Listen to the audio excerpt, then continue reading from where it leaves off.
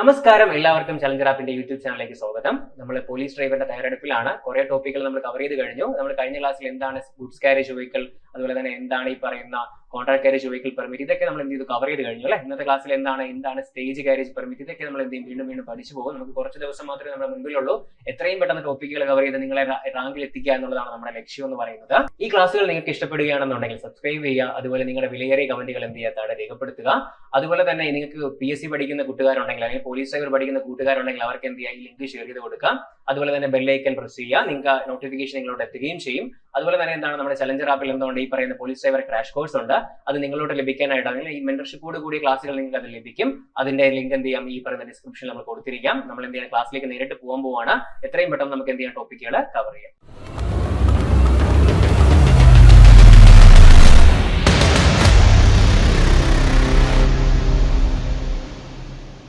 നമ്മൾ ആദ്യമായി നോക്കാൻ പോകുന്നത് എന്താണ് സ്റ്റേജ് കാരേജ് പെർമിറ്റ് എന്നാണ്. നമ്മൾ കഴിഞ്ഞ ക്ലാസ്സിൽ എന്ത് നോക്കിയായിരുന്നു, ഇതുപോലെ ബാക്കിയുള്ള പെർമിറ്റിനെ പറ്റി നോക്കിയായിരുന്നു. അപ്പൊ നമുക്ക് നോക്കാം. വാടകയ്ക്ക് ഓടുന്ന ബസ് അല്ലെങ്കിൽ മറ്റ് പൊതുഗതാഗതത്തെ എന്താണ് വാടകയ്ക്ക് ഓടുന്ന ബസ് അല്ലെങ്കിൽ മറ്റ് പൊതുഗതാഗതത്തെ നമ്മൾ എന്ത് വിളിക്കുന്നു, ഈ പറയുന്ന സ്റ്റേജ് കാരേജ് എന്ന് വിളിക്കുന്നു. നമുക്ക് ഏറ്റവും വലിയ എക്സാമ്പിൾ എന്താണ്, KSRTC എന്ന ഉദാഹരണമായിരിക്കാം ഈ പറയുന്ന സ്റ്റേജ് കാരേജിന് ഉദാഹരണമായിരിക്കും. ആൾക്കാരെയൊക്കെ എന്ത് ചെയ്യുന്നു, ഒരു സ്റ്റോപ്പിൽ നിന്ന് കയറ്റി അതുപോലെ എന്താണ് ഇടയ്ക്കിടയ്ക്ക് സ്റ്റോപ്പുകൾ ഇറക്കി പോകുന്ന വണ്ടികൾ ഏതൊക്കെയാണ് നമ്മൾ പറഞ്ഞു പോയാണ്. അപ്പൊ ഏതാണ് സ്റ്റേജ് കാരേജ് ആണ് അതെന്ന് പറയുന്നത് അല്ലെ. ഓക്കെ, അത്തരം വാഹനങ്ങൾക്ക് നൽകുന്ന പെർമിറ്റ് എന്ത് വിളിക്കുന്നു, സ്റ്റേജ് കാരേജ് പെർമിറ്റ് എന്ന് വിളിക്കുന്നു. അപ്പൊ സ്റ്റേജ് കാരേജ് വാഹനങ്ങൾക്ക് നൽകുന്ന പെർമിറ്റ് ആണ് ഈ പറയുന്ന സ്റ്റേജ് കാരേജ് പെർമിറ്റ് എന്ന് വിളിക്കുന്നത്. ഇത്രയും ഓർത്താൽ മതി. വാടകയ്ക്ക് ഓടുന്ന അല്ലെങ്കിൽ അതുപോലെ തന്നെ എന്താണ് അല്ലെങ്കിൽ മറ്റ് പെർമിറ്റ് അല്ലെങ്കിൽ മറ്റ് പൊതുഗതാഗതത്തെ നമ്മൾ എന്ത് വിളിക്കുന്നു, സ്റ്റേജ് കാരേജ് പെർമിറ്റ് എന്ന് വിളിക്കുന്നു. അപ്പൊ നമുക്ക് ബാക്കി ക്ലാസ് പറഞ്ഞു പോകും കേട്ടോ. ഓർത്തിരിക്കുക. ട്രിപ്പ് എന്താന്ന് നോക്കാം. ട്രിപ്പ് എന്നാൽ ഒരു പോയിന്റ് മുതൽ മറ്റൊരു പോയിന്റ് വരെയാണ് ഒരു ട്രിപ്പ് എന്ന് പറയുന്നത്. ഓക്കെ, ഒരു ട്രിപ്പ് എന്ന് പറഞ്ഞു കഴിഞ്ഞാൽ ഒരു പോയിന്റ് മുതൽ മറ്റൊരു പോയിന്റ് വരെയാണ്. എല്ലാ മടക്ക യാത്രയും എന്താണ് പ്രത്യേക ട്രിപ്പ് ആയിരിക്കാം. അപ്പൊ ജസ്റ്റ് എന്താ സ്റ്റേറ്റ്മെന്റ് ചോദിക്കാം. എന്താണ് ഒരു ട്രിപ്പ് എന്ന് പറഞ്ഞാൽ ഒരു പോയിന്റ് മുതൽ മറ്റൊരു പോയിന്റ് വരെയാണ്. ഓക്കെ, ബാക്കിയുള്ള മടക്ക യാത്ര എന്തായിരിക്കാം, അതെന്താണ് പ്രത്യേക ട്രിപ്പായി കണക്കാക്കുന്നു. ഇത്രയും ഒന്ന് ജസ്റ്റ് ഓർത്തിരിക്കാം. ഇൻട്രോ പോലെ പറഞ്ഞതേ ഉള്ളൂ, ഓർത്തിരിക്കുക കേട്ടോ. ഇനി നമ്മൾ കഴിഞ്ഞ വീഡിയോ പഠിച്ചതുപോലെ തന്നെ സ്റ്റേജ് കാരേജ് പെർമിറ്റിനും കുറച്ച് അപേക്ഷ കൊടുക്കണമല്ലോ. അപ്പൊ അതിൽ എന്തൊക്കെ കാര്യങ്ങളാണ് വേണ്ടതെന്ന് നോക്കുന്നത്.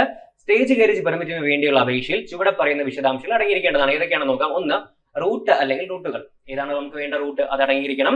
അതുപോലെ ആപ്ലിക്കേഷനുമായി ബന്ധപ്പെട്ട പ്രദേശം അല്ലെങ്കിൽ പ്രദേശങ്ങൾ, ഏത് റൂട്ടാണ് അല്ലെങ്കിൽ എന്താണ് റൂട്ടുകൾ ഏതൊക്കെയാണ് അല്ലെങ്കിൽ ഏത് പ്രദേശത്താണ് വേണ്ടതെന്ന് പറഞ്ഞിരിക്കണം. എങ്കിലും നമുക്ക് എന്ത് കിട്ടുള്ളൂ, പെർമിറ്റ് കിട്ടത്തുള്ളൂ. രണ്ടാമത്തത്, അത്തരമുള്ള ഒരു വാഹനത്തിന്റെ തരവും സീറ്റിംഗും, അത് ഏത് തരം വാഹനമാണ്, അതിന്റെ സീറ്റിംഗ് ശേഷി എത്രയാണ്, സീറ്റിംഗ് കപ്പാസിറ്റി എന്തായിരിക്കണം എന്ന് നമ്മൾ അപേക്ഷ കൊടുക്കുമ്പോൾ അറിയിച്ചിരിക്കണം. മൂന്നാമത്തത്, നൽകാൻ നിർദ്ദേശിച്ചിട്ടുള്ള പ്രതിദിന യാത്രകളുടെ എണ്ണവും കുറഞ്ഞപ്പോൾ നമ്മൾ ഒരു ദിവസം മാക്സിമം എത്ര ട്രിപ്പ് പോകുന്നു, ഏറ്റവും കുറവ് എത്ര ട്രിപ്പ് പോകുന്നു എന്ന് എന്ത് ചെയ്തിരിക്കണം, നമ്മൾ അപേക്ഷിക്കുമ്പോൾ അതിൽ പറഞ്ഞിരിക്കണം. ഓക്കെ, നൽകാൻ നിർദ്ദേശിച്ചിട്ടുള്ള എന്താണ്, പ്രതിദിന യാത്രകളുടെ ഏറ്റവും കുറഞ്ഞതും കൂടിയതുമായ എണ്ണവും സാധാരണ യാത്രകളുടെ സമയ പട്ടിക അല്ലെ. നമ്മളിപ്പോ സാധാരണ എന്താണ് ടൈം ടേബിൾ അല്ലേ കൊടുക്കുന്നില്ലേ, നമ്മൾ ഏത് സമയത്തായിരിക്കും വാഹനം ഓടിക്കുന്നത്, ട്രിപ്പ് ഏത് സമയത്തായിരിക്കണം എന്നൊക്കെ എന്ത് ചെയ്യണം, അവിടെ അറിയിച്ചിരിക്കും. ഈ മൂന്ന് കാര്യങ്ങൾ നമ്മൾ എന്ത് ചെയ്യുക, അപേക്ഷ കൊടുക്കുമ്പോൾ ഇവിടെ അറിയിച്ചിരിക്കണം, ഈ പറയുന്ന അപേക്ഷയോടൊപ്പം അറിയിച്ചിരിക്കണം. ഓക്കെ, അതുപോലെ നാലാമത്തെ കാര്യം, സർവീസ് നിലനിർത്തുന്നതിനും പ്രത്യേക അവസരങ്ങൾക്കായി നൽകുന്നതിനുമായി കയറ്റി വെച്ചിരിക്കുന്ന വാഹനം. അതായത് ഇപ്പം എനിക്കൊരു വാഹനമുണ്ട്, അപ്പൊ ഞാൻ എന്റെ സർവീസ് നടത്താണ് കേട്ടോ. അതിന് എന്തെങ്കിലും ഒരു അപകടം പറ്റിക്കഴിഞ്ഞാൽ എനിക്ക് എന്ത് ചെയ്യണം, അല്ലെങ്കിൽ അതിനൊരു പ്രശ്നം ഉണ്ടായി കഴിഞ്ഞാൽ, ബ്രേക്ക് ഡൗൺ ആയി കഴിഞ്ഞാൽ എനിക്ക് എന്ത് ചെയ്യണം, അതിന് പകരം ഒരു വാഹനം ഇട്ട് കൊടുക്കുന്ന യാത്രക്കാർക്ക് വേണ്ടി. അതിനുവേണ്ടി ഞാൻ ഏതെങ്കിലും വാഹനം കരുതലായി വെച്ചിട്ടുണ്ടോ എന്ന് എവിടെ അറിയിക്കണം, ഈ പറഞ്ഞ പെർമിറ്റിന്റെ കൂടെ അറിയിക്കണം. അതായത് സർവീസ് നിലനിർത്തുന്നതിൽ നിന്നാണ് പ്രത്യേക അവസരങ്ങൾക്ക് നൽകുന്നതായി കരുതി വെച്ചിരിക്കുന്ന വാഹനങ്ങളുടെ എണ്ണം, എത്ര വാഹനങ്ങൾ ഞാൻ ഇങ്ങനെ കരുതി വെച്ചിട്ടുണ്ടെന്ന് ആരെ അറിയിക്കണം, അവരെ അറിയിച്ചിരിക്കണം. അതുപോലെ വാഹനങ്ങളുടെ സംരക്ഷണത്തിനും അറ്റകുറ്റപ്പണികൾക്കും യാത്രക്കാരുടെ സൗകര്യത്തിനും ലഗേജുകൾ സൂക്ഷിക്കുന്നതിനും ഉദ്ദേശിച്ചുള്ള ക്രമീകരണം, ഇതിനൊക്കെ നമുക്ക് എന്തെങ്കിലും ക്രമീകരണങ്ങൾ ഉണ്ടോ എന്ന് എന്ത് ചെയ്യണം, നമ്മൾ ആരെ അറിയിച്ചിരിക്കണം, ഈ പറയുന്ന ഓഫീസിൽ നമ്മൾ അറിയിച്ചിരിക്കണം. അതുപോലെ തന്നെ സർക്കാർ നിർദ്ദേശിക്കാവുന്ന എന്താണ് മറ്റേതെങ്കിലും വിശദാംശം ഉണ്ടെങ്കിൽ അത് ഇവിടെ കൊടുത്തിരിക്കണം, ഈ പറഞ്ഞ പെർമിറ്റിന് അപേക്ഷിക്കുമ്പോൾ കൊടുത്തിരിക്കണം. ഇത്രയും കാര്യങ്ങൾ 6 കാര്യങ്ങൾ നമ്മൾ എന്ത് ചെയ്യണം, ഒരു പെർമിറ്റ് അപേക്ഷിക്കും. ഏത് പെർമിറ്റ് ആണ്, സ്റ്റേജ് കാരേജ് പെർമിറ്റ് അപേക്ഷിക്കുമ്പോൾ ഏതിനോട് കൊടുക്കണം, അപേക്ഷയോടൊപ്പം കൊടുത്തിരിക്കണം. ഈ വിവരങ്ങളൊക്കെ അറിയിച്ചിരിക്കണം. ഓക്കെ അല്ലേ, ജസ്റ്റ് 6 എണ്ണം, ഈ 6 എണ്ണം എന്ത് ചെയ്തിരിക്കണം, നമ്മൾ കൊടുത്തിരിക്കണം. ഓക്കെ, അതുപോലെ സ്റ്റേജ് കാരേജ് പെർമിറ്റുകളുമായി ബന്ധപ്പെട്ട വകുപ്പ് ഏതൊക്കെയാണെന്ന് നോക്കാം. നമ്മൾ നേരത്തെ കഴിഞ്ഞ കുറച്ച് വകുപ്പ് പറഞ്ഞ ഓർമ്മയുണ്ട്, കഴിഞ്ഞ വീഡിയോ പറഞ്ഞായിരുന്നു ഏതൊക്കെയാണെന്നുള്ളത്. ഇതിൽ അതുപോലെ ഇതിനും എന്തുണ്ട്, വകുപ്പുണ്ട്. സ്റ്റേജ് കാരേജ് പെർമിറ്റുമായി അപേക്ഷയുമായി ബന്ധപ്പെട്ട വകുപ്പ് ഏതാണ്, ഈ പറയുന്ന 70 ആണ്. നമ്മൾ ഏതാണ് അപേക്ഷ കൊടുക്കുന്ന ഏത് സെക്ഷൻ ബന്ധപ്പെട്ടിരിക്കുന്നു, സെക്ഷൻ 70 ആണ്. സ്റ്റേജ് കാരേജ് പെർമിറ്റ് നൽകുന്നത് ഏതിലാണ്, 72ലാണ്. അപ്പൊ അപേക്ഷ 70ഉം നമുക്ക് തിരിച്ചു തരുന്ന ഏതിലുമാണ്, നമുക്ക് പെർമിറ്റ് അനുവദിച്ചു തരുന്ന ഏതിലാണ്, 72ലുമാണ്. ഈ 2 വകുപ്പ് ഓർത്തിരിക്കുക. ഏതൊക്കെയാണ്, 70ഉം അതുപോലെ 72 ഓർത്തിരിക്കാം. ഓക്കെ, ഇനി എന്താണ് STA? എന്താണ് STA? സ്റ്റേറ്റ് ട്രാൻസ്പോർട്ട് അതോറിറ്റി ആണ്. എന്താണ് STA? എന്താണ് സ്റ്റേറ്റ് ട്രാൻസ്പോർട്ട് അതോറിറ്റി ആണ്. അപ്പൊ അതിനെപ്പറ്റി നമുക്ക് നോക്കാം. നഗരത്തിന്റെ വിവിധ റൂട്ടുകളിൽ ബസ്സുകളുടെ ആവശ്യകത അനുസരിച്ച് സംസ്ഥാന ട്രാൻസ്പോർട്ട് അതോറിറ്റി അനുവദിക്കുന്ന പെർമിറ്റ് ആണ് സ്റ്റേജ് ഗാരേജ് പെർമിറ്റ് എന്ന് പറയുന്നത്. അപ്പൊ നമ്മൾ ഈ സ്റ്റേജ് ഗാരേജ് പെർമിറ്റ് പറഞ്ഞ പറ്റിയാണ് നമ്മൾ പഠിച്ചു പോകുന്നത്. ആരാണ് അനുവദിച്ചു വരുന്നത്? STA ആണ്. അപ്പൊ നഗരത്തിന്റെ വിവിധ റൂട്ടുകളിൽ എന്താണ് ബസ്സുകളുടെ ആവശ്യകത അനുസരിച്ച് സംസ്ഥാന ട്രാൻസ്പോർട്ട് അതോറിറ്റി എന്ത് ചെയ്യും? നമുക്ക് എന്താ പെർമിറ്റ് തരും? ഈ പറഞ്ഞ സ്റ്റേജ് ഗാരേജ് പെർമിറ്റ് അനുവദിച്ചു തരും. ആരാണ്? STA ആണ്. ഓർത്തിരിക്കുക, STA ആണ്. പെർമിറ്റ് ഉടമകൾക്ക് അനുവദിച്ച റൂട്ടുകളിൽ ബസ് ഓടിക്കാനും യാത്രക്കാരെ കയറ്റാനും അനുവാദമുണ്ട്. നമുക്കറിയാം എന്താണ് പെർമിറ്റ് കിട്ടിക്കഴിഞ്ഞാൽ എന്ത് ചെയ്യാം? നമുക്ക് ആ റൂട്ടിൽ വാഹനം ഓടിക്കാം. അതുപോലെ എന്തും ചെയ്യാം? യാത്രക്കാരെ കയറ്റാനും ഇറക്കാനും ഒക്കെ അനുമതി കിട്ടും. നമുക്കറിയാം പെർമിറ്റ് ഉണ്ടെങ്കിൽ നമുക്ക് എന്ത് ചെയ്യാൻ പറ്റും? ഇതൊക്കെ ചെയ്യാൻ പറ്റും. യാത്രാ നിരക്ക് നിശ്ചയിക്കുന്ന STA ആണ്. ഒരു സ്റ്റേറ്റ്മെന്റ് ആയിട്ട് ചോദിക്കാം. ഈ പറയുന്നത് സ്റ്റേജ് ഗാരേജ് വാഹനങ്ങളുടെ യാത്രാ നിരക്ക് താഴെ തന്നിരിക്കുന്നതിൽ ആരാണ് നിശ്ചയിക്കുന്നത്? ആരാണ്? STA ആണ്. സ്റ്റേറ്റ് ട്രാൻസ്പോർട്ട് അതോറിറ്റി ആണ്. നല്ല ക്വസ്റ്റ്യൻ ആണ്. ഈ ഒരു ടോപ്പിക് എന്ത് ചെയ്യുക? ജസ്റ്റ് ഒന്ന് ഓർത്തിരിക്കുക. ഓക്കെ അല്ലേ? STA സ്റ്റേറ്റ് ട്രാൻസ്പോർട്ട് അതോറിറ്റി എന്ത് ബന്ധപ്പെട്ടിരിക്കുന്നു? നമുക്ക് ഏത് പെർമിറ്റ് ആണ്? ഈ പറയുന്ന ഇതാണ് സ്റ്റേജ് ഗാരേജ് പെർമിറ്റിനെ പറ്റിയാണ് പറഞ്ഞിരിക്കുന്നത്. ഓക്കെ അല്ലേ? ഓക്കെ, ഇനി സ്റ്റേജ് ഗാരേജ് പെർമിറ്റും റീജിയണൽ ട്രാൻസ്പോർട്ട് അതോറിറ്റിയും കുറച്ച് കാര്യങ്ങൾ പറഞ്ഞു പോകുന്നുണ്ട്. റീജിയണൽ ട്രാൻസ്പോർട്ട് അതോറിറ്റി ഒരു സ്റ്റേജ് ഗാരേജ് പെർമിറ്റ് നൽകാൻ തീരുമാനിച്ചു കഴിഞ്ഞാൽ എന്താണ്? ഇപ്പൊ ഞാൻ അപേക്ഷിച്ചു, എനിക്ക് എന്ത് തരാൻ പോവാണ്? ഈ പറയുന്ന പെർമിറ്റ് തരാൻ പോവാണ്. ഓക്കെ, അവര് ചുവടെ പറയുന്ന ഏതെങ്കിലും ഒന്നോ അതിലധികമോ വ്യവസ്ഥകൾ പെർമിറ്റിനോടൊപ്പം കൂട്ടിച്ചേർക്കാവുന്നതാണ്. ഈ പറയുന്ന ഏതെങ്കിലും എന്ത് ചെയ്യാം? എനിക്ക് പെർമിറ്റ് തരുമ്പോൾ അതിൽ ആഡ് ചെയ്തിരിക്കാം. അതിൽ പറഞ്ഞിരിക്കുന്ന ഏതെങ്കിലും ഇവർ ആഡ് ചെയ്തിരിക്കുന്ന കാര്യങ്ങൾ ആര് ചെയ്യണം? ഞാൻ ചെയ്യേണ്ടി വരും അല്ലെ? അപ്പൊ എനിക്കാണ് പെർമിറ്റ് കിട്ടുന്നതെങ്കിൽ ഇവർ പറഞ്ഞിരിക്കുന്ന ഈ വിവരങ്ങളൊക്കെ എന്ത് ചെയ്യണം? ഇവരിപ്പോ എന്റെ കയ്യിൽ 1, 2, 3 കാര്യങ്ങൾ ആഡ് ചെയ്തിരിക്കുകയാണ്. ഇതൊക്കെ ഞാൻ ചെയ്യേണ്ടി വരും അല്ലെ? അപ്പൊ നോക്കാം ഏതൊക്കെയാണെന്നുള്ളത്. വാഹനങ്ങൾ നിർദ്ദിഷ്ട പ്രദേശത്തോ നിർദ്ദിഷ്ട റൂട്ടിലോ മാത്രമേ ഉപയോഗിക്കാവൂ അല്ലെ? ഇത് ഇങ്ങനെ തന്നു കഴിഞ്ഞാൽ എന്ത് ചെയ്യാവും? അവർ തരുന്ന സ്ഥലത്ത് മാത്രമേ എനിക്ക് എന്ത് ഓടിക്കാൻ പറ്റത്തുള്ളൂ? വാഹനം ഓടിക്കാൻ പറ്റത്തുള്ളൂ. അതുപോലെ സ്റ്റേജ് ഗാരേജിന്റെ പ്രവർത്തനം ഒരു നിശ്ചിത തീയതി മുതൽ പ്രാബല്യത്തിൽ വരും. അവർ പറയുന്ന ഒരു നിശ്ചിത തീയതി മുതലായിരിക്കും എന്ത് വരുന്നത്? ഈ പറയുന്ന സ്റ്റേജ് ഗാരേജിന്റെ പ്രവർത്തനം എന്തിൽ വരുന്നത്? ഒരു തീയതി മുതലാണ് പ്രാബല്യത്തിൽ വരുന്നത്. അതുപോലെ ഏതെങ്കിലും റൂട്ടിലോ പ്രദേശത്തോ പൊതുവായി അല്ലെങ്കിൽ നിർദ്ദിഷ്ട ദിവസങ്ങളിൽ അല്ലെങ്കിൽ അവസരങ്ങളിൽ നൽകേണ്ട ഏറ്റവും കൂടിയതും കുറഞ്ഞതുമായ യാത്ര. ഇപ്പൊ എന്താണ്? ഏതെങ്കിലും റൂട്ട് എടുക്കുക കേട്ടോ. നിങ്ങളുടെ സ്ഥലത്തുള്ള ഏതെങ്കിലും റൂട്ട് എടുക്കുക. പ്രദേശത്ത് പൊതുവായി അല്ലെങ്കിൽ നിർദ്ദിഷ്ട ദിവസങ്ങളിൽ, ചിലപ്പം പൊതുവായിരിക്കാം അല്ലെങ്കിൽ എന്താണ് ചില പ്രത്യേക ദിവസങ്ങളായിരിക്കാം, അല്ലെങ്കിൽ ഏതെങ്കിലും ഒരു അവസരങ്ങളിൽ നൽകേണ്ട ഏറ്റവും കൂടിയതും കുറഞ്ഞതുമായ യാത്രകൾ എത്രയാണെന്ന് ആര് പറഞ്ഞിരിക്കാം? ഈ പറയുന്ന പെർമിറ്റിൽ പറഞ്ഞിരിക്കാം. അത്രയും യാത്രകൾ നമ്മൾ കുറഞ്ഞതും കൂടിയതും കൊടുത്തിരിക്കണം. ചിലപ്പോൾ എന്ത് ചെയ്യാം? ഈ കാര്യങ്ങൾ ഇവിടെ പറഞ്ഞിരിക്കാം, പെർമിറ്റിൽ പറഞ്ഞിരിക്കാം. നമ്മൾ ഈ കാര്യങ്ങൾ ഇവിടെ നോക്കിയായിരുന്നു, ഗുഡ്സ് കാരേജിൽ നോക്കിയായിരുന്നു, അതുപോലെ ഏതിൽ നോക്കിയായിരുന്നു? കോൺട്രാക്ട് കാരേജിൽ നോക്കിയായിരുന്നു. പക്ഷെ എവിടെയുണ്ട് ഇത്? സ്റ്റേജ് കാരേജിലും ഉണ്ട്. നിങ്ങൾ ഇതൊക്കെ നേരത്തെ പഠിച്ചതാണ് കേട്ടോ, ഒന്നുകൂടെ പറഞ്ഞു പോവാണ്. അടുത്ത റീജിയണൽ ട്രാൻസ്പോർട്ട് അതോറിറ്റി അംഗീകരിച്ച സ്റ്റേജ് ഗാരേജിന്റെ ടൈം ടേബിളിന്റെ പകർപ്പുകൾ നമുക്കറിയാം. നമുക്ക് ടൈം ടേബിൾ ഉണ്ടെന്ന് അറിയില്ല, വാഹനം ഓടിക്കുന്ന ടൈം ടേബിൾ ഉണ്ട്. അതിന്റെ പകർപ്പുകൾ വാഹനത്തിലും റൂട്ടിലോ പരിസരത്തുള്ള നിർദ്ദിഷ്ട സ്റ്റാൻഡിലോ അതുപോലെ ഹോൾട്ടുകളിലോ എന്തിരിക്കണം? പ്രദർശിപ്പിച്ചിരിക്കണം. എവിടെയൊക്കെയാണ്? ഹോൾട്ടിൽ പ്രദർശിപ്പിക്കണം, സ്റ്റാൻഡിൽ പ്രദർശിപ്പിക്കണം, അതുപോലെ റൂട്ടിൽ എവിടെയാണ്? ഈ പറഞ്ഞ വാഹനത്തിലും ടൈം ടേബിൾ പകർപ്പുകൾ പ്രദർശിപ്പിക്കണം. ചോദ്യം ഇങ്ങനെയായിരിക്കാം: ഈ പറഞ്ഞ സ്റ്റേജ് ഗാരേജ് വാഹനങ്ങളുടെ ടൈം ടേബിൾ എവിടെയൊക്കെയാണ്? താഴെ തന്നിരിക്കുന്നതിൽ എവിടെയൊക്കെയാണ് പ്രദർശിപ്പിക്കേണ്ടത്? ഹോൾട്ട് നമ്മൾ തെറ്റെഴുതും അല്ലെ? ഹോൾട്ട് തെറ്റെഴുതും. പിന്നെ വാഹനം ചിലപ്പോൾ തെറ്റെഴുതും. ഇതൊക്കെ എന്താണ്? ശരിയാണ്. ഇതൊക്കെ എന്ത് ചെയ്യാം? ഓർത്തിരി. ഇങ്ങനെയായിരിക്കും ചോദ്യം വരുന്നത്. എന്താണ്? താഴെ തന്നിരിക്കുന്നതിൽ ഏതൊക്കെയാണെന്ന് പറഞ്ഞ് എന്ത് ചെയ്യാം? ചോദ്യം വരാം. ഓക്കെ, റീജിയണൽ പരിധിക്കുള്ളിലോ നിർദ്ദേശിച്ചിരിക്കുന്ന മറ്റ് പ്രദേശങ്ങളിലോ സ്ഥലങ്ങളിലോ നിർദ്ദിഷ്ട പോയിന്റുകളിൽ അല്ലാതെ യാത്രക്കാരെ കയറ്റാനും ഇറക്കാനോ പാടില്ല. നമുക്കറിയാം, നമുക്ക് അനുവദിച്ചിരിക്കുന്ന സ്ഥലത്ത് മാത്രമേ എന്ത് ചെയ്യാൻ പറ്റത്തുള്ളൂ? ആൾക്കാരെ കയറ്റാനും ഇറക്കാനും അനുമതിയുള്ളൂ. ഇതൊക്കെ ഇവിടെ പറഞ്ഞിരിക്കും, പെർമിറ്റിൽ പറഞ്ഞിരിക്കും.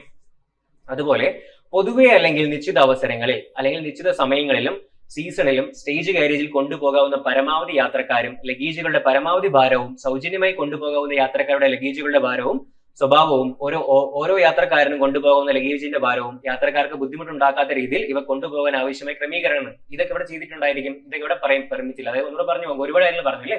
പൊതുവെ അല്ലെങ്കിൽ നിശ്ചിത അവസരങ്ങളിൽ, പൊതുവെ അല്ലെങ്കിൽ എന്താണ് നിശ്ചിത അവസരങ്ങളിൽ നമ്മൾ എന്ത് ചെയ്യണം? അല്ലെങ്കിൽ ഏതെങ്കിലും സീസൺ ആയിക്കോട്ടെ, ഈ സ്റ്റേജ് ഗാരേജിൽ കൊണ്ടുപോകുന്ന പരമാവധി യാത്രക്കാർ എത്ര പേരെ കൊണ്ടുപോകാം, അതുപോലെ ലഗേജ് എത്ര കൊണ്ടുപോകാം, മാക്സിമം വെയിറ്റ് എത്രയാണ്, സൗജന്യമായി കൊണ്ടുപോകുന്ന ലഗേജിന്റെ ഭാരം എത്രയാണ്, അതുപോലെ ഏത് തരം ലഗേജ് ആണ്, സ്വഭാവം ഏതാണ്, അതുപോലെ ഓരോ യാത്രക്കാരൻ കൊണ്ടുപോകുന്ന ലഗേജിന്റെ ഭാരം, അതുപോലെ യാത്രക്കാർക്ക് ബുദ്ധിമുട്ടുണ്ടാകാതിരിക്കാൻ എന്തൊക്കെ ക്രമീകരണങ്ങൾ ചെയ്യണം, ഇതൊക്കെ ഇവിടെ പറഞ്ഞിട്ടുണ്ടായിരിക്കും. പെർമിറ്റിൽ പറഞ്ഞിട്ടുണ്ടെങ്കിൽ നമ്മൾ അതനുസരിച്ച് എന്ത് ചെയ്യണം? ചെയ്തിരിക്കണം. ഓക്കെ, ഇതൊക്കെ ഇവിടെ പറഞ്ഞിട്ടുണ്ടായിരിക്കാം, പെർമിറ്റിൽ പറഞ്ഞിട്ടുണ്ടായിരിക്കാം. ഓക്കെ, നമുക്കൊരു പെർമിറ്റ് കിട്ടുകയാണെങ്കിൽ ഈ വിവരങ്ങളൊക്കെ ചിലപ്പോൾ ഇവിടെ കാണും, ആ പെർമിറ്റിൽ കാണാം. അതുപോലെ യാത്രക്കാരുടെ ലഗേജുകൾക്ക് ഈടാക്കാവുന്ന നിരക്ക്, നമ്മൾ ഓവർ വെയിറ്റ് കൊണ്ടുപോകുകയാണെങ്കിൽ എന്ത് ചെയ്യാം? യാത്രക്കാരിൽ നിന്ന് എന്ത് വാങ്ങാം? PC ഈടാക്കാം അല്ലെ? യാത്രക്കാരിൽ എന്ത് ചെയ്യാം? നിരക്ക് ഈടാക്കാം. അതിവിടെ പറഞ്ഞിട്ടുണ്ടായിരിക്കും, പെർമിറ്റ് എത്രയാണ് വാങ്ങേണ്ടതെന്ന് പറഞ്ഞിട്ടുണ്ടായിരിക്കാം. അതുപോലെ അംഗീകൃത സ്പെസിഫിക്കേഷന് അനുസൃതമായി ബോഡി ഘടിപ്പിച്ച നിർദ്ദിഷ്ട തരത്തിലുള്ള വാഹനങ്ങൾ ഉപയോഗിക്കേണ്ടതാണ്. അതായത് നമുക്കറിയാം, ബോഡി നമുക്കറിയായിരിക്കില്ല, ഓട്ടോറിക്ഷയൊക്കെ നമ്മൾ കണ്ടിട്ടുണ്ടല്ലോ, കൊണ്ടുവരുന്ന സമയത്ത് എന്തായിരിക്കില്ല? മുകളിൽ മേൽക്കൂരി ഒന്നും കാണത്തില്ല അല്ലേ? ബോഡി കാണത്തില്ല. അപ്പം ഏതാണോ സ്പെസിഫിക്കേഷൻ, അംഗീകരിച്ചിരിക്കുന്ന സ്പെസിഫിക്കേഷൻ അനുസരിച്ചായിരിക്കും എന്ത് ചെയ്യേണ്ടത്? ബോഡി ഘടിപ്പിക്കേണ്ടത് എന്നിവിടെ പറഞ്ഞിട്ടുണ്ടായിരിക്കും, പെർമിറ്റിൽ പറഞ്ഞിട്ടുണ്ടായിരിക്കും. അതുപോലെ വാഹനങ്ങളിൽ സൗകര്യത്തിന്റെയും അതുപോലെ എന്താണ് ശുചിത്വത്തിന്റെയും മാനദണ്ഡങ്ങൾ ഏതൊക്കെയാണ് സൗകര്യവും ശുചിത്വത്തിന്റെ കാര്യം ഇവിടെ പറഞ്ഞിട്ടുണ്ടായിരിക്കണം, നമ്മുടെ പെർമിറ്റിൽ പറഞ്ഞിട്ടുണ്ടായിരിക്കും. ക്ലീൻനെസ്സും അല്ലെങ്കിൽ ഹൈജീൻ ഒക്കെ നമ്മൾ എന്ത് ചെയ്യണം നോക്കണം. അതുപോലെ ആൾക്കാരുടെ സൗകര്യങ്ങൾ നമ്മൾ എന്ത് ചെയ്യണം, വാഹനങ്ങളുണ്ടോ എന്ന് ഉറപ്പുവരുത്തണം. ഇതൊക്കെ ഇവിടെ പറഞ്ഞിട്ടുണ്ടായിരിക്കും, പെർമിറ്റിൽ പറഞ്ഞിട്ടുണ്ടായിരിക്കും. നമ്മളറിയാം, നമ്മൾ എപ്പോഴെങ്കിലും ഫസ്റ്റ് ഇടയ്ക്ക് തുറന്നു പാർട്ടികളൊക്കെ ഓടി വരുന്നുണ്ട്, ഞാൻ പണ്ടൊക്കെ സിനിമ കണ്ടിട്ടില്ലേ, അത് എന്ത് ചെയ്യാം, നമ്മുടെ പെർമിറ്റ് വേണമെങ്കിൽ കട്ട് ചെയ്ത് കളയാം അല്ലെ. ഇതൊക്കെ ഇവിടെ പറഞ്ഞിട്ടുണ്ടായിരിക്കും, പെർമിറ്റിൽ പറഞ്ഞിട്ടുണ്ടായിരിക്കാം.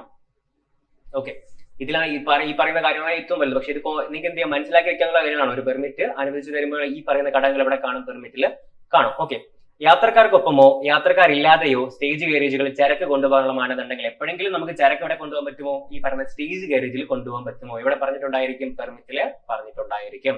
അതുപോലെ അംഗീകൃത നിരക്ക് പട്ടിക, നമ്മളത്തെ ടേബിളിൽ എത്രയൊക്കെ ഫീസ് വാങ്ങാം, ആൾക്കാരിൽ നിന്ന് എത്രയൊക്കെ നിരക്കിൽ എന്ത് വാങ്ങാം, പൈസ വാങ്ങാം എന്നൊക്കെ ഇവിടെ പറഞ്ഞിട്ടുണ്ടായിരിക്കും, ഈ പറയുന്ന പെർമിറ്റിൽ പറഞ്ഞിട്ടുണ്ടായിരിക്കും. അതുപോലെ തന്നെ റീജിയണൽ ട്രാൻസ്പോർട്ട് അതോറിറ്റി അംഗീകരിച്ച നിരക്ക് പട്ടികയുടെ ഒരു പകർപ്പ് സ്റ്റേജ് ഗാരേജുകളിലും സ്റ്റാൻഡുകളിലും ഹോൾട്ടുകളിലും പ്രദർശിപ്പിച്ചിരിക്കുക. എത്രയാണ് ഈ പറയുന്ന എന്താണ് നമ്മുടെ റീജിയണൽ ട്രാൻസ്പോർട്ട് അതോറിറ്റി നമുക്ക് അംഗീകരിച്ചിരിക്കുന്ന ഫെയർ ടേബിളിൽ എത്രയാണോ പൈസ മാക്സിമം ഇത്ര കിലോമീറ്റർ ഇത്ര രൂപ എന്നൊക്കെ പറഞ്ഞിട്ടുണ്ടായിരിക്കും, അതിവിടെ പ്രദർശിപ്പിച്ചിരിക്കണം. ഈ പറയുന്ന സ്റ്റേജ് ഗാരേജുകളിലും സ്റ്റാൻഡുകളിലും ഹോൾട്ടുകളിലും പ്രദർശിപ്പിച്ചിരിക്കണം, ഉറപ്പായിട്ടും പ്രദർശിപ്പിച്ചിരിക്കണം. ഈ കാര്യങ്ങളൊക്കെ ഇവിടെ പറയും, പെർമിറ്റിൽ പറയും. അതുപോലെ നിർദ്ദിഷ്ട വിശദാംശങ്ങൾ ഉൾക്കൊള്ളാവുന്ന ടിക്കറ്റുകൾ യാത്രക്കാർക്ക് നൽകുകയും ഈടാക്കുന്ന നിരക്കുകൾ കാണിക്കുകയും ടിക്കറ്റിന്റെ രേഖകൾ ഒരു നിർദ്ദിഷ്ട രീതിയിൽ സൂക്ഷിക്കുകയും വേണം. നമുക്കറിയാം ഈ കാര്യങ്ങൾ എന്ത് ചെയ്യണം, ടിക്കറ്റ് കൊടുക്കുകയും കറക്റ്റ് ചെയ്താണ് ടിക്കറ്റ് വേണ്ടത്, ആ ടിക്കറ്റ് തന്നെ കൊടുക്കുകയും അത് സൂക്ഷിക്കുകയും അതിന്റെ കാര്യങ്ങളൊക്കെ എന്ത് ചെയ്യുക, നല്ല രീതിയിൽ ചെയ്യുകയൊക്കെ വേണം അല്ലെ. അപ്പൊ ഇതൊക്കെ ടിക്കറ്റിന്റെ രേഖകൾ സൂക്ഷിക്കണം, ഈടാക്കുന്ന നിരക്കിനെ പറ്റി അറിയിക്കണം അല്ലെ. നമുക്ക് ടിക്കറ്റ് എഴുതിയിട്ടുണ്ടായിരിക്കും നിരക്ക് എത്രയാണ്, എല്ലാ കാര്യങ്ങളും ഇവിടെ ഉണ്ടായിരിക്കും, ഈ ടിക്കറ്റിൽ ഉണ്ടായിരിക്കും. അങ്ങനെ ചെയ്യാവുന്ന ഇവിടെ പറഞ്ഞിട്ടുണ്ട്, പെർമിറ്റിൽ പറഞ്ഞിട്ടുണ്ട്. അതുപോലെ വ്യവസ്ഥകൾക്ക് വിധേയമായി വാഹനത്തിൽ മെയിലുകൾ കൊണ്ട്, നമുക്കറിയാലേ KSRTCയിലേക്ക് എന്ത് കൊണ്ടുപോകാനായിട്ടുണ്ട്, മെയിലുകൾ കൊണ്ടുപോകാൻ നമ്മൾ കണ്ടിട്ടുണ്ട് അല്ലെ. അപ്പം വ്യവസ്ഥകൾക്ക് വിധേയമായി വാഹനത്തിൽ എന്ത് കൊണ്ടുപോകാം, മെയിലുകൾ കൊണ്ടുപോകാം. പ്രവർത്തനം നിലനിർത്തുന്നതിനും പ്രത്യേക അവസരങ്ങളിൽ സർവീസ് നടത്തുന്നതിനുമായി പെർമിറ്റ് ഉടമ വാഹനങ്ങൾ കരുതിയിരിക്കണം. നേരത്തെ പോലെ എന്ത് ചെയ്യണം, വാഹനങ്ങൾ ഈ പറയുന്ന ഉടമ എന്ത് ചെയ്യണം, വാഹനം കരുതലായിട്ട് വെച്ചിരിക്കണം. ഒരു ബ്രേക്ക് ഡൗൺ ആയി കഴിഞ്ഞാൽ അവരെ നമുക്ക് എന്ത് ചെയ്യണം, ആ സർവീസ് തീർക്കണ്ടേ, അതിനെന്ത് ചെയ്യണം, ഈ പറയുന്ന വാഹന ഉടമ എന്ത് ചെയ്യണം, വാഹനം കരുതിയിരിക്കണം. ഇതിനെപ്പറ്റി ഇവിടെ പറയുന്നു, നമ്മുടെ പെർമിറ്റിൽ പറയുന്നു.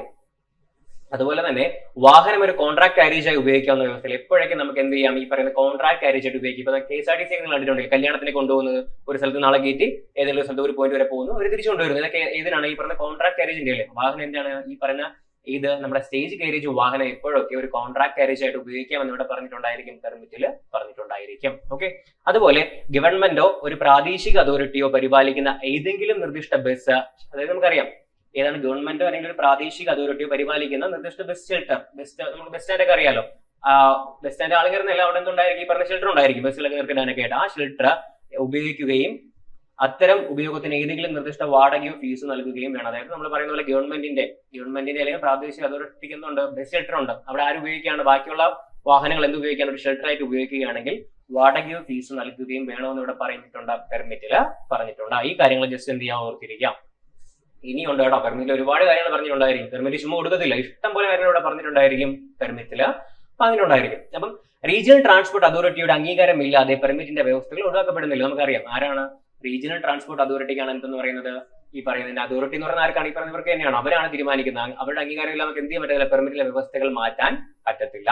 അതുപോലെ റീജിയണൽ ട്രാൻസ്പോർട്ട് അതോറിറ്റിക്ക് ഒരു മാസത്തിൽ കുറയാതെ അറിയിപ്പ് നൽകിയ ശേഷം മാത്രമേ പെർമിറ്റിന്റെ വ്യവസ്ഥകൾ വ്യത്യാസപ്പെടുത്താനോ പെർമിറ്റിനൊപ്പം കൂടുതൽ വ്യവസ്ഥ കൂട്ടിച്ചേർക്കാനോ കഴിയുകയുള്ളൂ. നമുക്കറിയാം ആർക്കാണ്, റീജിയണൽ ട്രാൻസ്പോർട്ട് അതോറിറ്റിക്ക് ഒരു മാസത്തിൽ കുറയാതെ അറിയിപ്പ് എന്താണ്, ഒരു മാസം ഒന്ന് പഠിച്ചിരിക്കട്ടോ, എന്താണ് ഒരു മാസത്തിൽ കുറയാതെയാണ് എന്ത് നൽകേണ്ടത്, അറിയിപ്പ് നൽകിയ ശേഷം മാത്രമേ നമുക്ക് പെർമിറ്റിലെ വ്യവസ്ഥകൾ മാറ്റാനോ എന്തെങ്കിലും കാര്യങ്ങൾ കൂടുതൽ ആഡ് ചെയ്യാനോ പറ്റത്തുള്ളൂ.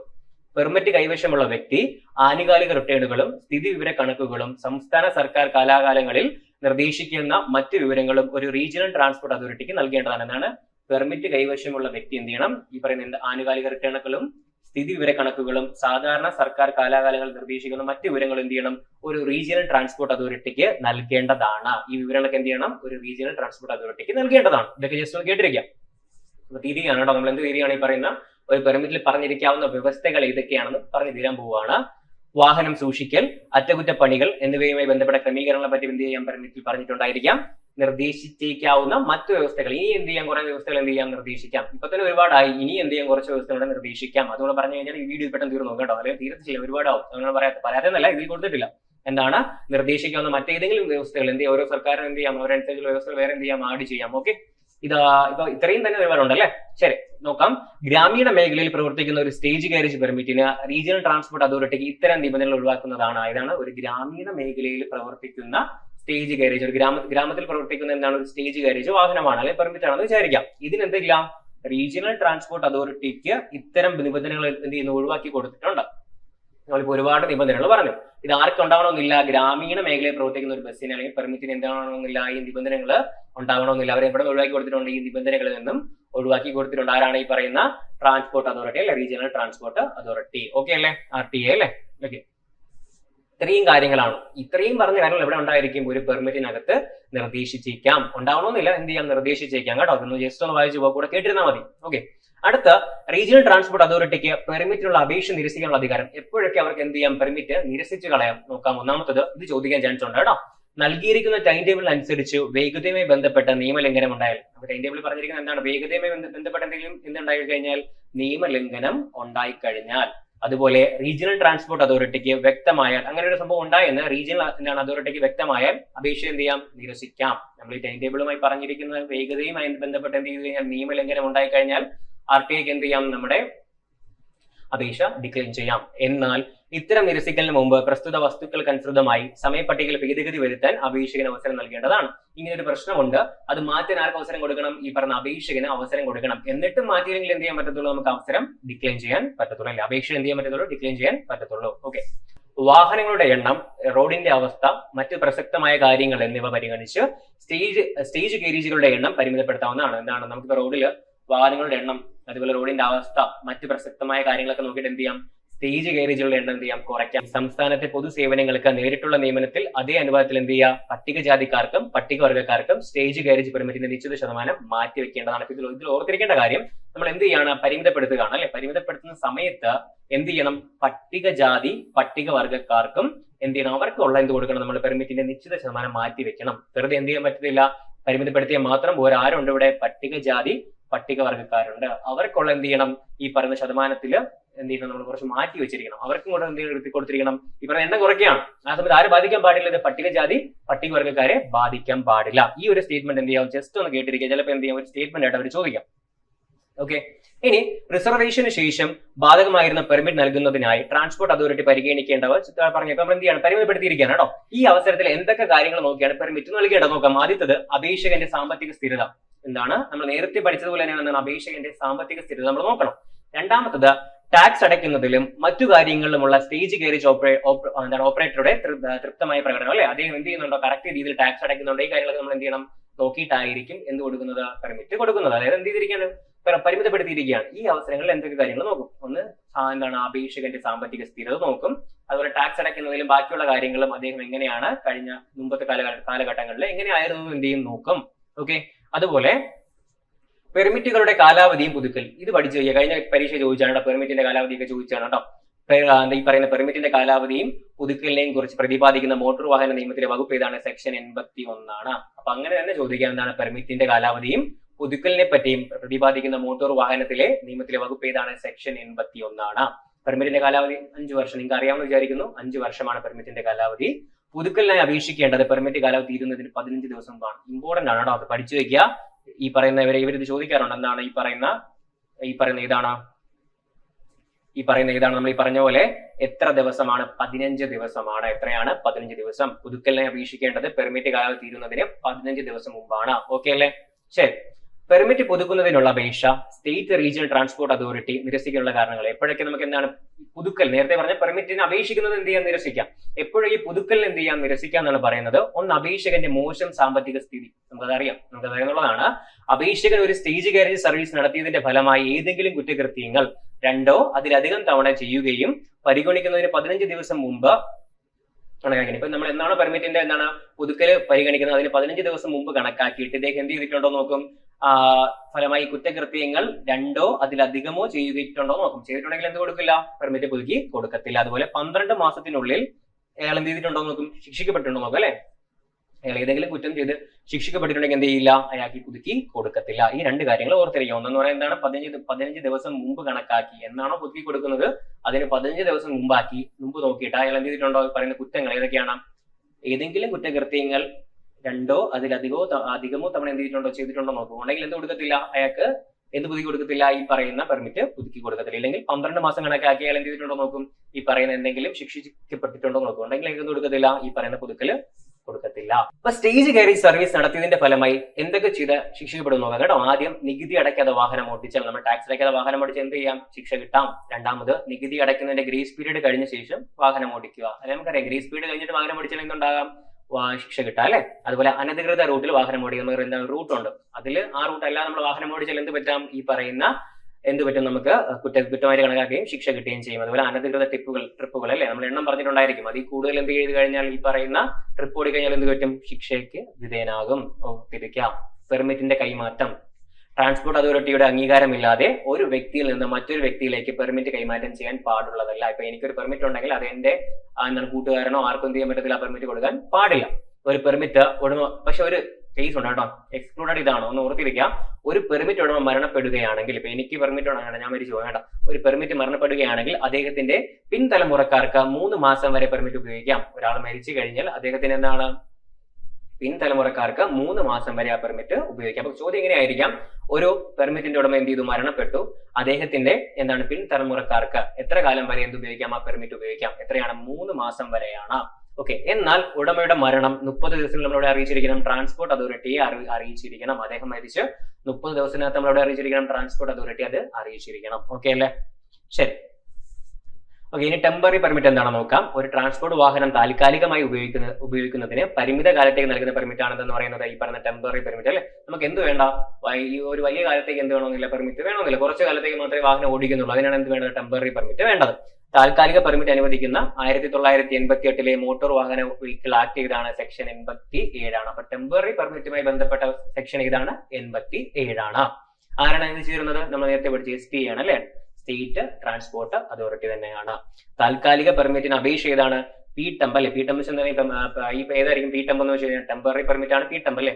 പി മീൻസ് പെർമിറ്റ്, ടെമ്പ് എന്ന് വെച്ചാൽ ടെമ്പററി ആണ് കേട്ടോ. അപ്പൊ താൽക്കാലിക പെർമിറ്റ് അപേക്ഷ ഏത് ഫോമിലാണ് നൽകേണ്ടത്, പി ടെമ്പ് ആണ്. ഒന്ന് ഓർത്തിരിക്കുന്നതാണ് പി ടെമ്പ് കേട്ടോ, അത് ചിലപ്പോൾ തെറ്റിപ്പോവാം. പി ടെമ്പ് ആണ്. ഓക്കെ, പി ടെമ്പ് എന്ന് വെച്ചാൽ പെർമിറ്റ് ടെമ്പററി. ഓക്കെ, അപ്പൊ സെക്ഷൻ ഏതാണ്, 87 ആണ്. ആര് തരുന്നു, സ്റ്റേറ്റ് ട്രാൻസ്പോർട്ട് അതോറിറ്റി തരുന്നു. ഇനി ടെമ്പററി പെർമിറ്റിന്റെ കാലാവധി ഇത്രയും നോക്കാം. ടെമ്പററി പെർമിറ്റിന്റെ കാലാവധി എത്രയാണ്, 4 മാസം. 4 മാസം വരെ അതും ചോദിക്കും, 4 മാസമാണ് എന്തെന്ന് പറയുന്ന ടെമ്പററി പെർമിറ്റിന്റെ കാലാവധി. ചില പ്രത്യേക സാഹചര്യങ്ങൾ ചരക്ക് വാഹനങ്ങൾക്ക് 4 മാസത്തിൽ കൂടുതൽ എന്ത് കൊടുക്കാറുണ്ട്, കാലാവധി കൊടുക്കാറുണ്ട്. ചില പ്രത്യേക സാഹചര്യങ്ങൾ ചരക്ക് വാഹനങ്ങൾക്ക് 4 മാസത്തിൽ കൂടുതൽ എന്ത് കൊടുക്കാറുണ്ട്, പെർമിറ്റ് കൊടുക്കാറുണ്ട്. എന്നാൽ 1 വർഷത്തിൽ കൂടാറില്ല. എത്ര വരെ ഇത് പോകാറുള്ളൂ, 1 വർഷം. അപ്പൊ 4 മുതൽ 1 വർഷം വരെയാണ്, 4 മാസം മുതൽ 1 വർഷം വരെയാണ് എന്ത് കൊടുക്കുന്നത്, ടെമ്പററി പെർമിറ്റ് കൊടുക്കുന്നത്. ആർക്ക്, ഈ പറയുന്ന ചില ചരക്ക് വാഹനങ്ങൾക്ക്, ചില വ്യവസ്ഥകൾക്ക് വിധേയമാക്കി മാത്രമാണ്. അല്ലെങ്കിൽ എത്രയാണ് ഉത്തരം, 4 മാസമാണ് ഉത്തരം, ഓർത്തിരിക്കുക. ഓക്കെ, ടെമ്പററി പെർമിറ്റ് അനുവദിക്കുന്ന സാഹചര്യത്തിൽ എപ്പോഴൊക്കെ നമുക്ക് ടെമ്പററി പെർമിറ്റ് കിട്ടുമെന്ന് നോക്കാം. ഒന്ന്, മേളകളും മതപരമായ ഒത്തുചേരലുകളിലേക്കും, അല്ലെങ്കിൽ നമുക്കറിയാം മേളകൾ അല്ലെങ്കിൽ എന്താണ് മതപരമായ ഒത്തുചേരലുകളിലേക്ക് നമുക്ക് എന്ത് കിട്ടും, പെർമിറ്റ് കിട്ടും. ഇത് ടെമ്പററി. അല്ലെങ്കിൽ ഒരു സീസണൽ ബസിന്റെ ആവശ്യങ്ങൾക്കായി, ഇപ്പൊ നമ്മൾ ടൂർ പോകുന്നത് എല്ലാ കാലത്തും എന്ത് പോകണമെന്നില്ല, ടൂറിൽ ആൾക്കാർ പോകില്ല, ടൂർ പോകത്തില്ല അല്ലെ. ഏതെങ്കിലും സീസൺ ആയിരിക്കും എന്ത് ചെയ്യുന്നത്, ടൂർ പോകുന്നത്. ആ സമയം നമുക്ക് എന്തെടുക്കാൻ പറ്റും, ടെമ്പററി പെർമിറ്റ് എടുക്കാൻ പറ്റും. അതുപോലെ ഒരു പ്രത്യേക താൽക്കാലിക ആവശ്യം നിറവേറ്റുന്നതിനോ, അപ്പൊ നമുക്കറിയാം ബാക്കി സമയത്ത് അവർ എന്ത് ചെയ്യണം, വാഹനം റോഡിൽ ഓടിക്കാൻ പാടില്ല. താൽക്കാലിക പെർമിറ്റ് എടുത്തു കഴിഞ്ഞാൽ ആ 4 മാസത്തേക്ക് മാത്രമേ ഇവിടെ ഓടിക്കാൻ പാടുള്ളൂ, റോഡിൽ വാഹനം ഓടിക്കാൻ പാടുള്ളൂ. അതുപോലെ ഒരു പ്രത്യേക താൽക്കാലിക ആവശ്യം നിറവേറ്റുന്നതിന് നമുക്ക് എന്ത് ഉപയോഗിക്കാം, ടെമ്പററി പെർമിറ്റ് ഉപയോഗിക്കാം. അതുപോലെ ഒരു പെർമിറ്റ് പുതുക്കുന്നതിനുള്ള അപേക്ഷയിൽ തീർപ്പാക്കാത്ത, ഇപ്പൊ ഞാൻ എന്ത് കൊടുത്തിരിക്കുകയാണ്, എന്റെ പെർമിറ്റ് പുതുക്കാൻ കൊടുത്തിരിക്കുകയാണ്. അപ്പൊ എന്ത് ചെയ്യും, പുതുക്കി കിട്ടാൻ താമസം എടുക്കാം. പക്ഷെ ആ സമയത്ത് എനിക്ക് എന്തെടുക്കാം, ടെമ്പററി പെർമിറ്റ് എടുക്കാം. അത്യാവശ്യമാണെങ്കിലും എടുക്കാം, ടെമ്പററി പെർമിറ്റ് എടുക്കാം. ഇതൊക്കെയാണ് അവസരങ്ങൾ. ഓക്കെ, ഇനി എന്താണ് സ്പെഷ്യൽ പെർമിറ്റ് എന്ന് പറയുന്നത്. ടെമ്പററി പഠിച്ചപ്പോൾ എന്താണ് സ്പെഷ്യൽ പെർമിറ്റ്? അന്യസംസ്ഥാന യാത്രകൾ നടത്തുവാനായി പബ്ലിക് സർവീസ് വാഹനങ്ങൾക്ക് അനുവദിക്കുന്ന പെർമിറ്റ് ആണ്. അന്യസംസ്ഥാന യാത്രകൾ നടത്താനായിട്ട് നമുക്ക് അനുവദിച്ച പെർമിറ്റ് ആണ് എന്ന് പറയുന്നത് ഈ പറയുന്ന സ്പെഷ്യൽ പെർമിറ്റ് എന്ന് പറയുന്നത്. വിവാഹം, വിനോദയാത്ര, അതുപോലെ ഇതാണ് തീർത്ഥാടനം. വിവാഹം, വിനോദയാത്ര, തീർത്ഥാടനം തുടങ്ങിയവയ്ക്കാണ് എന്ത് കൊടുക്കുന്നത്, സ്പെഷ്യൽ പെർമിറ്റ് നൽകുന്നത്. അപ്പൊ അതേ സെക്ഷനിൽ പറയുന്ന 88 അല്ലെ, 88 ഇതിനെ പറ്റി പറയുന്നത്, ഈ പറയുന്ന സ്പെഷ്യൽ പെർമിറ്റിനെ പറ്റി പറയുന്നത്. നിലവിൽ ഓൺലൈനായി നമുക്ക് എന്തെടുക്കാം, സ്പെഷ്യൽ പെർമിറ്റ് എടുക്കാവുന്നതാണ്. ഒറ്റത്തവണ യാത്ര പോയി തിരിച്ചു വരാനുള്ള പെർമിറ്റ് ആണ് എന്തെന്ന് പറയുന്നത് സ്പെഷ്യൽ പെർമിറ്റ്. അത് പഠിച്ചു വെക്കുക എന്നാണ്. ഒറ്റത്തവണ പോയി തിരിച്ചു വരാനുള്ള പെർമിറ്റ് ആണ് എന്തെന്ന് പറയുന്നത് സ്പെഷ്യൽ പെർമിറ്റ് എന്ന് പറയുന്നത്. ഓക്കെ, ഇനി സ്പെഷ്യൽ പെർമിറ്റിന് അപേക്ഷിക്കുമ്പോൾ വാഹനത്തിന്റെ വിവരങ്ങൾക്ക് പുറമെ നൽകേണ്ടവ താഴെ കൊടുത്തിട്ടുണ്ട്. ഇത് ചോദിക്കാം. നല്ല ചോദ്യമാണ്. അതായത് എന്താണ്, സ്പെഷ്യൽ പെർമിറ്റിന് അപേക്ഷിക്കുമ്പോൾ വാഹനത്തിന്റെ വിവരങ്ങൾക്ക് പുറമെ എന്തൊക്കെ നമ്മൾ വിവരങ്ങൾ കൊടുക്കണം? ഒന്ന്, യാത്ര ആരംഭിക്കുന്ന തീയതി. എന്താണ് യാത്ര ആരംഭിക്കുന്നത്? എത്ര ദിവസത്തേക്കാണ് പോകുന്നത്? യാത്ര തുടങ്ങുന്നതും എത്തിച്ചേരേണ്ടതുമായ സ്ഥലങ്ങൾ, എവിടെ നിന്ന് പോകുന്നു, എങ്ങോട്ടാണ് പോകുന്നതൊക്കെ എന്ത് ചെയ്യണം, നമ്മൾ അറിയിക്കണം. യാത്ര ചെയ്യുന്ന റൂട്ട് വിവരങ്ങൾ, അതുപോലെ യാത്രക്കാരുടെ എണ്ണം, പേര്, വയസ്സ്, മറ്റ് വിവരങ്ങൾ, ഇതൊക്കെ ഇവിടെ കൊടുത്തിരിക്കണം.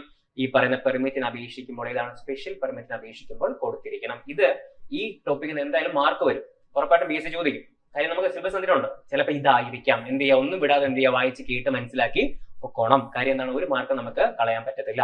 ഓക്കെ, എന്താണ് നാഷണൽ പെർമിറ്റ്? അപ്പം ഏത് പഠിച്ചു? സ്പെഷ്യൽ പഠിച്ചു, ടെമ്പററി പഠിച്ചു. ഇപ്പൊ എന്താണ് നാഷണൽ പെർമിറ്റ്? ചരക്ക് വാഹനങ്ങൾക്ക് സംസ്ഥാനത്തിന് പുറത്തേക്ക് ചരക്ക് കൊണ്ടുപോകാൻ ആവശ്യമായ പെർമിറ്റ് ആണ് എന്ന് പറയുന്നത് ദേശീയ പെർമിറ്റ് കേട്ടോ. അപ്പോൾ കുറഞ്ഞത് 4 സംസ്ഥാനങ്ങൾക്ക് കിട്ടുന്ന കുറഞ്ഞത് 4 സംസ്ഥാനങ്ങൾക്കാണ്, സ്വന്തം സംസ്ഥാനം ഉൾപ്പെടെയാണ് കിട്ടുന്നത് കേട്ടോ. കുറഞ്ഞത് 4 സംസ്ഥാനങ്ങൾക്കാണ് എന്ത് കിട്ടുന്നത്? നാഷണൽ പെർമിറ്റ് കിട്ടുന്നത്, ദേശീയ പെർമിറ്റ് നൽകാവുന്നത്. ഇത്രയാണ്, കുറഞ്ഞത് 4 സംസ്ഥാനങ്ങൾക്കാണ്. ഒന്ന് ഓർത്ത് വയ്ക്കുക, എത്രയാണ്? 4 ഓക്കെ. ദേശീയ പെർമിറ്റ് ഇഷ്യൂ ചെയ്യുന്നതിന് അപേക്ഷകൻ മറ്റ് ഔപചാരികതകൾക്കൊപ്പം ഫോറം ഏതൊക്കെയാണ്? 46, 48 എന്നിവ എന്ത് ചെയ്യണം? അപേക്ഷിക്കണം. ഫോറം ഏതൊക്കെയാണ്? 46, 48 അപേക്ഷിക്കണം. ഓക്കെ അല്ലേ? അത് ഓക്കെ.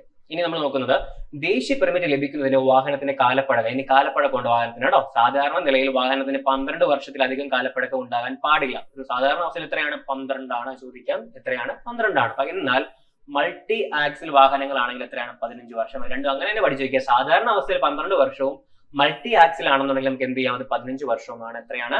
15 വർഷവുമാണ്. ഓക്കെ, ഇവിടെയാണ് നാഷണൽ പെർമിറ്റ് കിട്ടാൻ വേണ്ടിയാണ്. ബാക്കിയുള്ളതല്ല, ഇതാണ് നാഷണൽ പെർമിറ്റ് കിട്ടാൻ വേണ്ടിയുള്ളതാണ്. ഓക്കെ, ഇനി കളർ പറയാണ്. നാഷണൽ പെർമിറ്റ് ഗുഡ്സ് വാഹനത്തിന്റെ കളർ നിങ്ങൾ ഈ വാഹനം കണ്ടിട്ടുണ്ടായിരിക്കും അല്ലെ? ഇതിന്റെ കളർ ഏതാണ്? ഈ പറയുന്ന ഏതാണ്? ഡ്രൈ ലീഫ് ബ്രൗൺ ആണ്. ഏതാണ്? ഡ്രൈ ലീഫ് ബ്രൗൺ ആണ്. ഈ കളറാണ്. ഈ കളറാണ് എന്ന് പറയുന്നത് ഈ പറയുന്ന ഒരു ഗുഡ്സ് വാഹനത്തിന്റെ കളർ എന്ന് പറയുന്നത്. പക്ഷെ അതിൽ എന്തുകൊണ്ടായിരിക്കുന്നുണ്ട്? ഈ ഒരു വെള്ള വര കണ്ടോ? അതാണ് 30 സെന്റിമീറ്റർ വീതിയുള്ള വെള്ള ബോർഡർ, എന്താണ്? ബോർഡറോട് കൂടിയ, അവിടെ എന്തുകൊണ്ടായിരിക്കും? 30 സെന്റിമീറ്റർ വീതിയുള്ള വെള്ള ബോർഡർ ഉള്ള എന്താണ്? വെള്ള ബോർഡറും കാണും. അപ്പൊ എന്താണ് കളർ? ഏതാണ്? ഡ്രൈ, ഏതാണ് നമ്മൾ പറയുന്നത്? ലീഫ് ബ്രൗൺ ആണ്. ഡ്രൈ ലീഫ് ബ്രൗൺ ആണ് കളറ്. പക്ഷെ എന്തുണ്ടായിരിക്കും അവിടെ? ഈ പറയുന്ന 30 സെന്റിമീറ്റർ ഉള്ള വെള്ള ബോർഡറും ഉണ്ടായിരിക്കും. ഇതാണ് ഇതിന്റെ കളർ എന്ന് പറയുന്നത് നാഷണൽ പെർമിറ്റ് ഗുഡ്സ് വാഹനത്തിന്റെ കളർ. ചോദിക്കാം, നല്ല ചോദ്യമാണ്. ഓക്കെ, അടുത്ത എന്താണ് ഫിറ്റ്നസ് ടെസ്റ്റ് എന്ന് പറയുന്നത് അല്ലെ? ട്രാൻസ്പോർട്ട് വാഹനങ്ങളുടെ യോഗ്യതാ പരിശോധന എന്ത് വിളിക്കുന്നു? ഫിറ്റ്നസ് ടെസ്റ്റ് എന്ന് വിളിക്കുന്നു. ട്രാൻസ്പോർട്ട് വാഹനങ്ങളുടെ യോഗ്യതാ പരിശോധനയാണ് എന്ന് പറയുന്നത് ഫിറ്റ്നസ് ടെസ്റ്റ് എന്ന് വിളിക്കുന്നത്. നമുക്കറിയാം ഫിറ്റ്നസ് ടെസ്റ്റ് നടത്തേണ്ടത് എപ്പോഴൊക്കെയാണ്? ഒരു ട്രാൻസ്പോർട്ട് വാഹനം ആദ്യത്തെ 8 വർഷം 2 വർഷം കൂടുമ്പോൾ എന്ത് ചെയ്യണം? ഫിറ്റ്നസ് ടെസ്റ്റ് നടത്തണം. അപ്പം എനിക്കൊരു വാഹനമുണ്ട്, ആദ്യത്തെ 8 വർഷത്തിലും ഞാൻ ഓരോ 2 വർഷം എന്ത് ചെയ്യണം? ഈ പറയുന്ന ഫിറ്റ്നസ് ടെസ്റ്റ് നടത്തണം. ഒരു ട്രാൻസ്പോർട്ട് വാഹനമാണ്. എന്താണ്? ട്രാൻസ്പോർട്ട് വാഹനമാണെങ്കിൽ ആദ്യത്തെ 8 വർഷത്തില് ഓരോ 2 വർഷം എന്ത് ചെയ്യണം? നമ്മൾ എന്ത് നടത്തിയിരിക്കണം? ഈ പറയുന്ന ഫിറ്റ്നസ് ടെസ്റ്റ് നടത്തണം. 8 വർഷത്തിൽ കൂടുതൽ പഴക്കമാണെങ്കിൽ എന്താണ്? ഓരോ വർഷവും ഫിറ്റ്നസ് നടത്തണം. അപ്പം ആദ്യത്തെ 8 വർഷം ഓരോ 2 വർഷം വെച്ച് എന്ത് ചെയ്തിരിക്കണം? ഫിറ്റ്നസ് ടെസ്റ്റ് ചെയ്യണം. പിന്നെയുള്ള 8 വർഷം കഴിഞ്ഞാൽ എന്ത് ചെയ്യണം? ഓരോ വർഷവും എന്ത് ചെയ്തിരിക്കണം? ഫിറ്റ്നസ് നമ്മൾ ടെസ്റ്റ് ചെയ്തിരിക്കണം. ഫിറ്റ്നസ് സർട്ടിഫിക്കറ്റ് കേട്ടോ. പൊതുനിരത്തിൽ വാഹനം ഓടിക്കുന്നതിന് പര്യാപ്തമാണെന്ന് സാക്ഷ്യപ്പെടുത്തുന്ന ഒരു ഔദ്യോഗിക രേഖയാണ് എന്ത്? Fitness certificate. ഓക്കെ, ഇനി ഫിറ്റ്നസ് സർട്ടിഫിക്കറ്റിന്റെ കാലാവധി പറ്റി പറയുന്നുണ്ട്. സ്വകാര്യ വാഹനങ്ങൾക്ക് എത്രയാണ്? 15 വർഷമാണ് ഫിറ്റ്നസ് സർട്ടിഫിക്കറ്റ് അല്ലെ? 15 വർഷത്തിന് ശേഷം ഓരോ 5 വർഷം എന്ത് ചെയ്യണം? നമ്മൾ ഫിറ്റ്നസ് പുതുക്കേണ്ടതാണ്. ട്രാൻസ്പോർട്ട് വാഹനം എന്താണെങ്കിൽ എങ്ങനെയാണ്? ഈ പറയുന്ന 8 വർഷം വരെ പഴക്കമുള്ള വാഹനങ്ങൾ എന്താണ്? ഓരോ 2 വർഷം പുതിയ എന്ത് ചെയ്യണം? നമ്മൾ ഓരോ 2 വർഷത്തിൽ എന്ത് ചെയ്യണം? ഫിറ്റ്നസ് ടെസ്റ്റ് ചെയ്യണം. 8 വർഷം കഴിഞ്ഞാൽ എന്താണ്? ഓരോ വർഷവും എന്താണ്? ഫിറ്റ്നസ് ടെസ്റ്റ് ചെയ്തുകൊണ്ടിരിക്കണം അല്ലെ? അങ്ങനെയാണ് എന്തെന്ന് പറയുന്നത്? ഈ പറയുന്ന ഫിറ്റ്നസ് സർട്ടിഫിക്കറ്റ് കാലാവധി എന്ന് പറയുന്നത്. ഓക്കെ, ഇനി ഈ റിക്ഷ അല്ലെങ്കിൽ ഈ കാർഡ് എന്നിവയുടെ ഫിറ്റ്നസ് കാലാവധി 3 വർഷമാണ്. ഈ റിക്ഷ അല്ലെങ്കിൽ അങ്ങനെ ചോദിക്കാം, ഏതൊക്കെയാണ് ഈ റിക്ഷ അല്ലെങ്കിൽ ഈ കാർഡിന്റെ കാലാവധി എത്രയാണ്? 3 വർഷമാണ് ഫിറ്റ്നസ് കാലാവധി എന്ന് പറയുന്നത്. ഫിറ്റ്നസ് സർട്ടിഫിക്കറ്റിന്റെ പുതുക്കലിന് അപേക്ഷിക്കേണ്ട സമയം എത്രയാണ്? 60 ദിവസമാണ്. നമ്മൾ എത്ര ദിവസം ഇത് പഠിച്ചു വെക്കുക? ചോദിച്ചിട്ടുണ്ടെന്ന് തോന്നുകയും ചോദിക്കാം. അതായത് ഫിറ്റ്നസ് സർട്ടിഫിക്കറ്റിന്റെ പുതുക്കലിന് അപേക്ഷിക്കേണ്ടത്, ഫിറ്റ്നസ് സർട്ടിഫിക്കറ്റ് പുതുക്കാനുള്ള കാലാവധി തീരുന്നതിന് 60 ദിവസം മുമ്പ് നൽകരുത്. അതൊന്ന് പഠിച്ചു വെക്കുക. എത്രയാണ്? തീരുന്നതിന് 60 ദിവസം മുമ്പ് എന്തെങ്കിലും നൽകരുത്. എന്നാണോ തീരുന്നത് അതിന് 60 ദിവസം മുമ്പ് നൽകരുത്. എപ്പോഴേ നൽകാവൂ? കാലാവധി തീരുന്നതിന് 60 ദിവസത്തിനകം. കാലാവധി തീരുന്നതിന് 60 ദിവസം. ഇപ്പൊ ഇന്ന് തീരുകയാണെങ്കിൽ ഇനി എന്താണ്? 60 ദിവസത്തിനകത്ത് മാത്രം എന്ത് നൽകാവൂ? ഈ പറയുന്ന ഫിറ്റ്നസ് സർട്ടിഫിക്കറ്റ് നൽകാൻ പാടുള്ളൂ, പുതുക്കാൻ പാടുള്ളൂ അല്ലെ? നമ്മൾ എന്ത് ചെയ്യണം? പുതുക്കണമെങ്കിൽ 60. ഇപ്പൊ എനിക്ക് ഇന്ന് തീരും, മാർച്ചിൽ തീരും. ഞാൻ എന്ത് ചെയ്യല്? മാർച്ച് ആവുന്നതിന് 60 ദിവസം മുമ്പ് എന്ത് ചെയ്യല്? അപേക്ഷിക്കരുത്. എപ്പോഴേ ചെയ്യോ? എന്നാണോ തീരുന്നത് അതിന് ശേഷം എത്രയാണ്? 60 ദിവസത്തിനകമാണ് എന്ത് ചെയ്യേണ്ടത്? ഈ പറയുന്ന പുതുക്കല് നമുക്ക് അങ്ങനെ കിട്ടുള്ളൂ. എന്ത് കിട്ടുള്ളൂ? ഫിറ്റ്നസ് സർട്ടിഫിക്കറ്റ് കിട്ടത്തുള്ളൂ. ഓക്കെ, ഫിറ്റ്നസ് സർട്ടിഫിക്കറ്റ് പുതുക്കാനുള്ള അപേക്ഷ കാലാവധി തീരുന്നതിന് എത്രയാണ്? 60 ദിവസം മുമ്പ് എന്ത് ചെയ്യലും നൽകരുത്. ഫിറ്റ്നസ് സർട്ടിഫിക്കറ്റ് പുതുക്കാനുള്ള അപേക്ഷ കാലാവധി തീരുന്നതിന് 60 ദിവസം മുമ്പ് നൽകരുത്. എപ്പോഴും നൽകാവൂ? 60 ദിവസത്തിനകം. കാലാവധി തീരുന്നതിന് 60 ദിവസത്തിനകം മാത്രമേ നമ്മൾ എന്ത് ചെയ്യാവൂ? ഈ പറയുന്ന അപേക്ഷ നൽകാവൂ. ഓക്കെ അല്ലേ?